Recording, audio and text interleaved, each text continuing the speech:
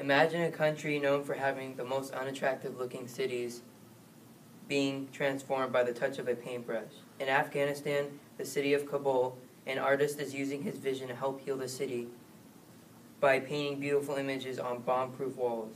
Since September 11th, an Afghani artist named Kabir Mokamel is helping transform Kabul's bomb-proof walls. Afghanistan has faced almost 4 decades of war and built the bomb-proof walls around their cities to help protect the innocent people who live there. Kabir puts beautiful images on the walls throughout Afghanistan cities to help them clean the cities by using the walls as a canvas. After recent attacks on Afghanistan, the big bomb-proof walls multiplied almost overnight, appearing in double rows outside surrounding government buildings, businesses, and homes of powerful people. This means that the only people that are being surrounded by the walls are the rich and important people. This matters because some of the poor people that aren't surrounded by the bomb-proof walls have more disgusting cities and have less protection than the wealthy people. Kabir had a vision to take the ugly walls in the city in Afghanistan and recreate them to make the city more appealing. He states the minute you put a stroke of a paintbrush on the wall, that much of the wall has disappeared. This means that Kabir Mokamel is trying to help heal the city by using the bomb-proof walls as a canvas for his art. This matters because he thinks it will not only help how clean the city looks, but to change others' perspective on how horrible the city is viewed. Additionally, this has been a major improvement to the city. Afghanistan bomb-proof walls are protecting the people and they deserve to live as normal as possible. Kabir Mokamel's art is helping them gain back some of the cities they have lost. Artists helping around the world. A guy named Ian Todd is helping redesign homeless pedestrian posters to cause attention within pedestrians to help out with art. The evidence provided shows that he's causing attention.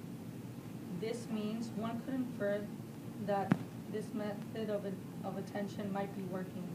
Homeless are receiving art to help express the homeless needs. Artists spend hours in helping the homeless on their free time. Homelessness is getting worse and worse, and it has grown by 12% according to Steve Gorman Reuters. So others are starting to help out with artistic ways. Signs are getting attention from middle-class people, which is very helpful to get the best out of our economy. Art is very successful and very common, but we could use it in our advantage. As for now, artists are helping in every way possible, and art should comfort the disturbed and disturb the comfortable. Michael Jordan's signature line of sneakers are one of the most popular sneakers there are. People all over the world buy Jordan's shoes and products as they are commonly used in the art of fashion. Many smaller companies try to replicate this product and sell it as if they were authentic Jordan brand products. One of these companies is Chinese company Chiodon, which is the Mandarin translation of Jordan. Chiodon Sports is a Chinese sports brand which Michael Jordan feels are trying to imitate his product. They make shoes that have a striking resemblance. Michael Jordan has sued this company for the trademark of his name in China, as he feels since they use the Mandarin translation of Jordan and their products have a very close resemblance to this, they should be shut down.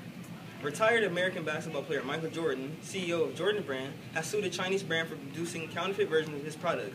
According to Lori Burkett, author of Wall Street Journal, Chiodon Sports Company has profited by illegally using his name on marketing materials and products since the 1980s. Mr. Jordan said in a prepared statement that Michael Jordan feels his brand is being counterfeited.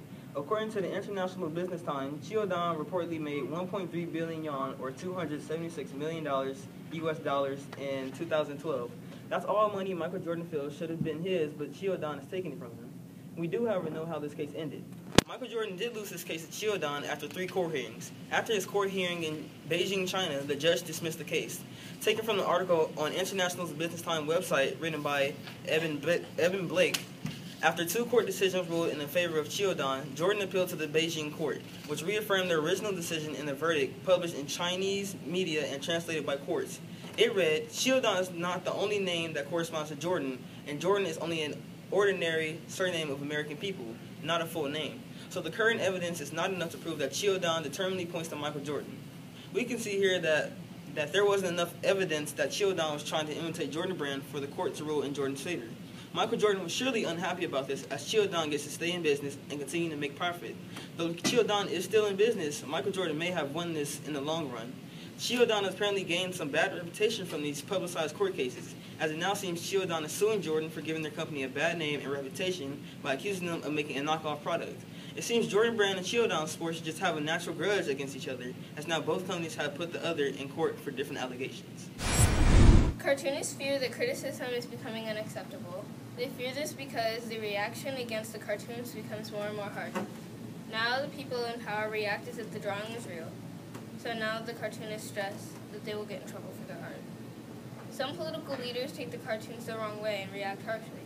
The author states, the reaction against the cartoons becomes more and more harsh. But the article also states that just like politics, cartoons are also a reflection of the masses, and that satire here could be a bridge of communication to voters, representing the view of society. The country can use the cartoons for the benefit of the voters, and this matters because it will shift the voters' opinion, causing them to vote differently.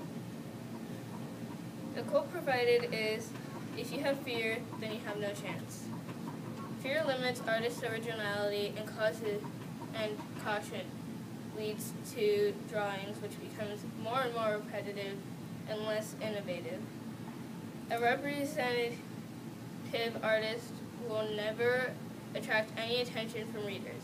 And this is important because artists should express their creativity, not in fear. This matters because if they hide and are constantly in fear, there will never be anything interesting.